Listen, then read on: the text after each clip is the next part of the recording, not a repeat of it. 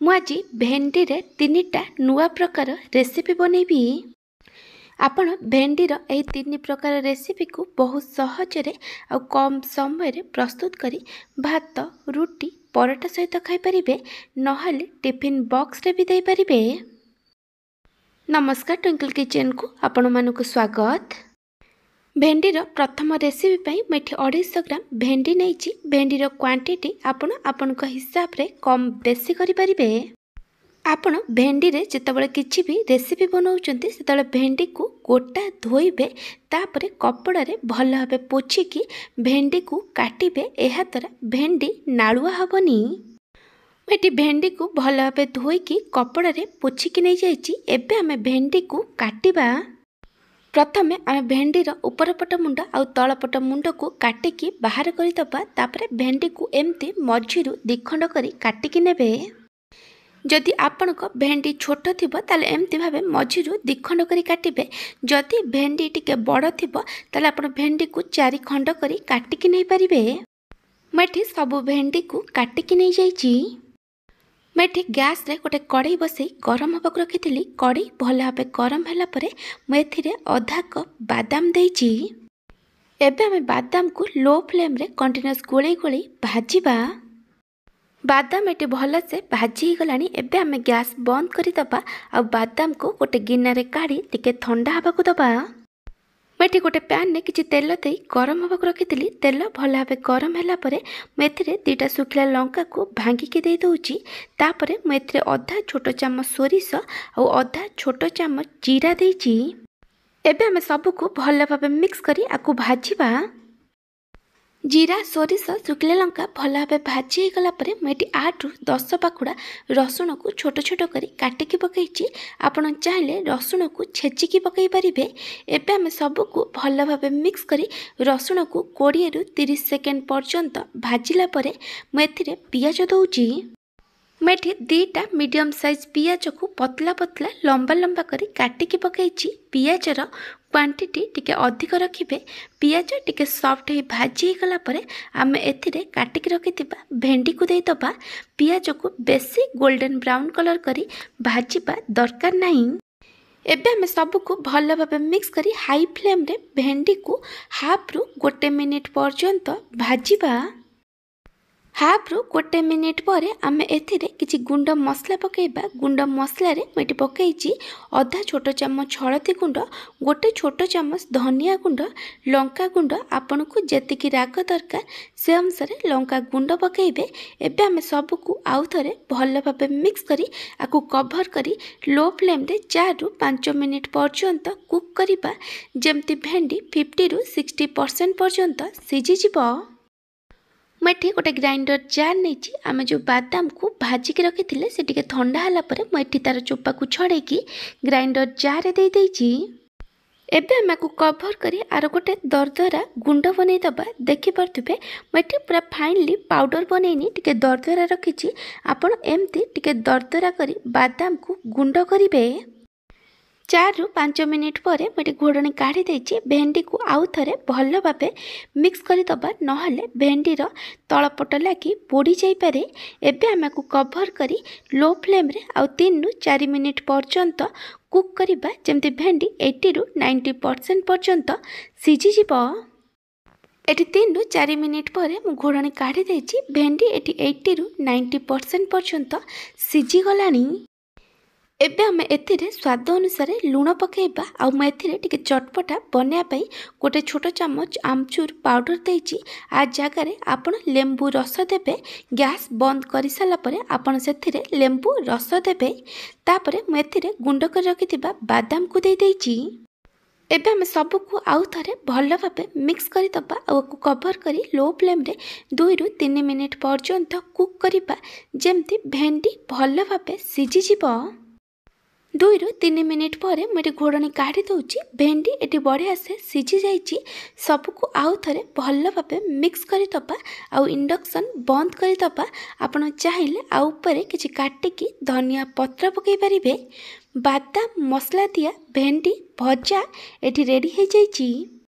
Second recipe start करने पूर्व मु आपन को गोटे छोट रिक्वेस्ट करुच्ची जदि आपन को यही रेसिपी भल लगे तो लाइक करेंगे आपण सांग मान सहित शेयर करेंगे जदि एपर्यंत मो चैनल को सब्सक्राइब करना तेल सब्सक्राइब करने को जमार भूलें पाखे बेल आइकन ने ऑल नोटिफिकेशन क्लिक करेंगे यह द्वारा मो जो वीडियो आसब आपण प्रथम देखिपारे जदि फेसबुक इंस्टाग्राम में देखुं फॉलो करने को जमार भूलें।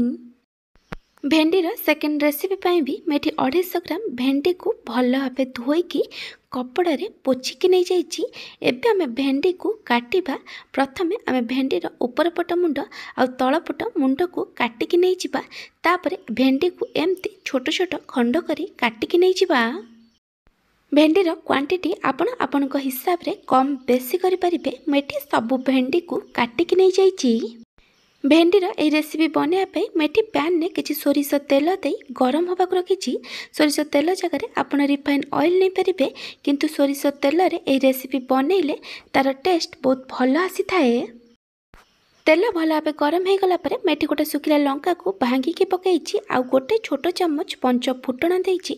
आ जगार आपण अधा छोट चामच जीरा और अधा छोट चामच सोरिष पकई पारिबे। पंच फुटण सुखिला लंका भल भाव भाजी गला परे मुझे पियाज दौची। मुझे गोटे मीडियम साइज पियाज को पतला पतला लंबा लंबा करी काटिकी पकई।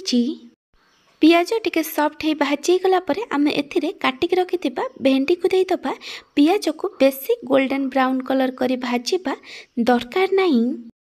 एबे आमे एथिरे अधा छोट चामच हळदी गुंड पकेइबा आ सबु को भल भाबे मिक्स करी भेंडी को प्रथमे हाई फ्लेम रे आमे हाफ रु गोटे मिनिट पर्यंत भाजीबा। तापरे आमे आकु कवर करी लो फ्लेम रे 5 रु 6 मिनिट पर्यंत कुक करिबा जेमती भेंडी 60 रु 70% पर्यंत सिझी जिवो। भेंडी भाजी होतिबा भितर चलतु एबे आमे गोटे मसला बनै दबा। सेथिपे मेटी गोटे ग्राइंडर जार रे 2 छोट चामच सोरिष गोटे छोट चामच जीरा आ 2टा सुखिला लंका देइछि। मु जीरा सोरिष सुखिला लंका को आधा कप पानी रे 15 मिनिट पई बतुरेकी रखिथिली। तापरे मैं 15 रु 18टा रसुण पाखुड़ा देइछि। रसुण रो क्वांटिटी टिके अधिक रखिबे। एबे आमे को कवर करी भल भाबे बाटी दबा। आपन को जेतिकी राग दरकार से अनुसार सुखिला लंका कि कंचा लंका नहीं पारिबे। मसला बटा एटी रेडी हो जाइछि। मझिरे मझिरे घोड़णी काढ़ी भेंडी को गोलौथिबे नहले भेंडीर तलपट लागी पोड़ी जाई पारे। आपण एथिरे बिल्कुल भी पानी देबेनी। 5 रु 6 मिनिट पर मेटी घोड़णी काढ़ी देछि। भेंडी 60 रु 70% पर्यंत सिझी गलानी। एबे आमे एथिरे जो बाटिकी सोरिष मसला रखिथिले ताकू देई दबा। तापरे मैं एथिरे गोटे बड़ टमाटो को छोट छोट करी काटिकी देइछि। एबे आमे एथिरे स्वाद अनुसार लूण पकेइबा और सबु को भल भाबे मिक्स करी मसला सहित भेंडी को आमे गोटे रु 2 मिनिट पर्यंत कसिबा। तापरे आमे को कवर करी लो फ्लेम रे 3 रु 4 मिनिट पर्यंत कुक करिबा जेमती भेंडी और टमाटो भल भाबे सिझी जिवो। मझिरे मझिरे घोड़णी काढ़ी आपण भेंडी को गोलौथिबे नहले भेंडीर तलपट लागी पोड़ी जाई पारे। मैं 3 रु 4 मिनिट पर घोड़णी काढ़ी देइछि। एटी भेंडी और टमाटो भल भाबे सिझी जाइछि। एबे आमे सबु को आउ थरे भल भाबे मिक्स करि दबा और भेंडी को एमती खेले खेले मीडियम टू हाई फ्लेम रे 3 रु 4 मिनिट पर्यंत भाजीबा जेमती भेंडी टिके खरिया ही भाजी जिवो। आपण आकु कवर करिवेनी। भेंडी एठी टिके खरिया ही भाजी गलानी। सबु को आउ थरे भल भाबे मिक्स करि दबा और इंडक्शन बंद करि दबा। बेसर मसला दिया भेंडी भजा एठी रेडी हो जाइछि। भेंडीर थर्ड रेसिपी पाई भी मैं 250 ग्राम भेंडी नहीं। मुझे भेंडी को भल भाव धोईकी पोछिकी नहीं जाइछि। एबे आमे भेंडी को काटिबा। प्रथमे आमे भेंडीर ऊपर पट मुंड और तल पट मुंड को काटिकी बाहर करि दबा। तापरे आमे भेंडी को बेसी बड़ बड़ कि बेसी छोट छोट करी काटिबानी। भेंडी को आपण एमती साइज रो काटिकी नेबे। ता सहित मेटी 3टा मीडियम साइज आलूर ऊपर चोपा को छड़े आलू को टिके मोटा मोटा और लंबा लंबा करी काटिकी नहीं। आलू और भेंडीर क्वांटिटी आपण हिसाब रे कम बेसी करि परिबे। आलू एटी ऑप्शनल अछि। मैं गोटे पैन में किसी तेल दे गरम होगा रखी।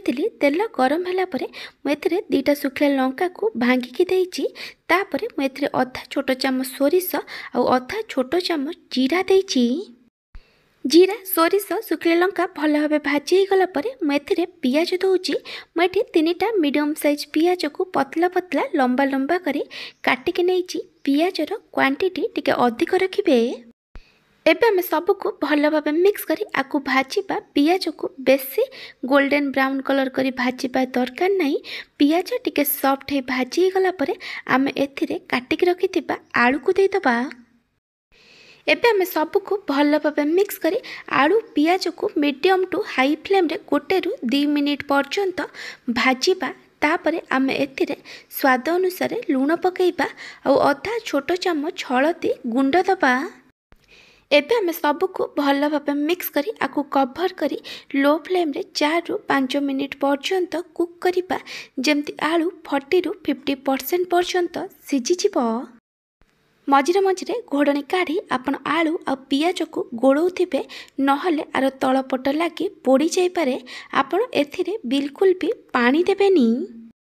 4 ରୁ 5 मिनिट पर मुझे घोड़नी काढ़ी देछि। आलू एठी 40 ରୁ 50% पर्यंत सिझी जाइछि। आ देखि पारथिबे पियाज भी एठी बढ़िया से लाइट गोल्डन ब्राउन कलर है भाजी जाइछि। एबे आमे एथिरे काटिक रखिथिबा भेंडी को देई दबा और सबको भल भाव मिक्स करी आमको मीडियम फ्लेम रे 1/2 ରୁ 1 मिनिट पर्यंत भाजीबा। भेंडी आउ आलू को 1/2 ରୁ 1 मिनिट पर्यंत भाजिला परे मुझे लंका गुंड दूची। आपन को जेतिकी राग दरकार से अनुसार लंका गुंड देबे। आ गोटे छोट चामच धनिया गुंड देइछि। एबे आमे सबको भल भाव मिक्स करी आकु कभर करी लो फ्लेम रे 7 ରୁ 8 मिनिट पर्यंत कुक करिबा। जेमती भेंडी आउ आलू भल भाव सिझी जिवो। मझिरे मझिरे घोड़नी काढ़ी आपण भेंडी आउ आलू को गोलौथिबे नहले आर तलपट लगी पोड़ी जाइपारे। 7 ରୁ 8 मिनिट पर मुझे घोड़नी काढ़ी देइछि। एबे आमे सबको आउ थरे भल भाव मिक्स करी दबा। एठी आलू आउ भेंडी भल भाव सिझी जाइछि। एबे मु एथिरे स्वाद अनुसार लूण पकाउछि। भेंडी पई जेतिकी लूण दरकार सेतिकी लूण पकेइबे कारण आलू पई आमे ऑलरेडी लूण पकेइछे। एबे मु एथिरे अधा छोट चामच गरम मसला गुंड आ गोटे छोट चामच आमचूर पाउडर देइछि। एबे आमे सबको भल भाव मिक्स करी आकु 1 ରୁ 2 मिनिट पर्यंत भाजीबा। आपण आकु कभर करिबेनी। एटी 1 ରୁ 2 मिनिट हो गलानी। सबको आउ थरे भल भाव मिक्स करी दबा और इंडक्शन बंद करी दबा। आपण चाहिले आउ परे किछि काटिकी धनिया पत्र पकई परिबे। भेंडी आलू मसला भजा एटी रेडी हो जाइछि। जदि आपन को ए भेंडीर 3 प्रकार रेसिपी भल लगी ताले लाइक करेंगे। आपण सांग मान सहित शेयर करेंगे। जदि एपर्यंत मो चैनल को सब्सक्राइब करना ताले सब्सक्राइब करने को जमा भूलिए। पाखर बेल आइकन ने ऑल नोटिफिकेशन ने क्लिक करेंगे। यह द्वारा मो जो वीडियो आसीबो आपण प्रथमे देखिपारे। जदि फेसबुक इंस्टाग्राम देखुं ताले फॉलो करने को जमा भूलिए। Thank you for watching.